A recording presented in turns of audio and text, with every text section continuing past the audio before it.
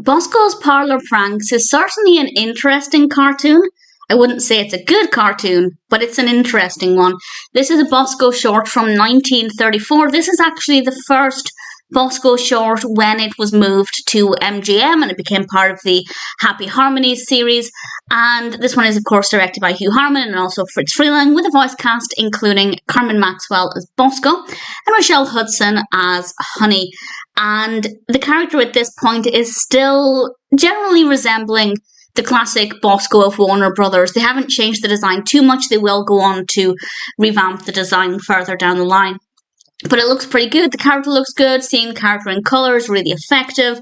But I also feel like they're trying to capitalise on certain Disney successes. Bosko looks like Bosko. Honey definitely resembles Minnie Mouse. And she's giving a piano lesson to a character who very much resembles a small Mickey Mouse. And we also have a dog called Bruno who looks a lot like Pluto. So there are certain nods to Disney here that I don't think are coincidental. And it's definitely kind of peculiar to watch in that regard. Honestly, it's not a good cartoon. That aside, it's not very good. Bosko goes to Honey's house, and the child to whom she is giving this piano lesson keeps demanding an ice cream. This child is so irritating. And to distract the child, Bosko does a series of, well, I guess gags. I didn't find any of them funny, but we have a series of different things. And certainly there are a lot of things that happen in this that I didn't expect to see. And sometimes that can work well. Sometimes that variety and unpredictability can be very good, can be very appealing.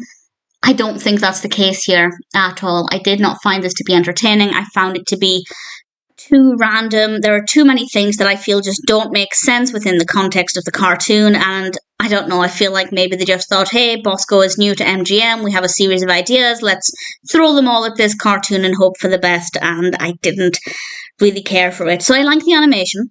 The animation is pretty good. And I don't know if I love the fact that we have things resembling Minnie Mouse and Mickey here, or if I hate it. I can't quite work it out, but it's certainly thought-provoking at the very least. And the pacing is good. I don't like what happens, but everything moves at a really good rate. So there are some positives. It might not be the strongest start to Bosko at MGM, but within the context of the character and things the character usually gets up to, it's not too bad. If you're a Bosko fan, then Bosko's Parlor Pranks is probably worth watching once, but I definitely think once is probably enough.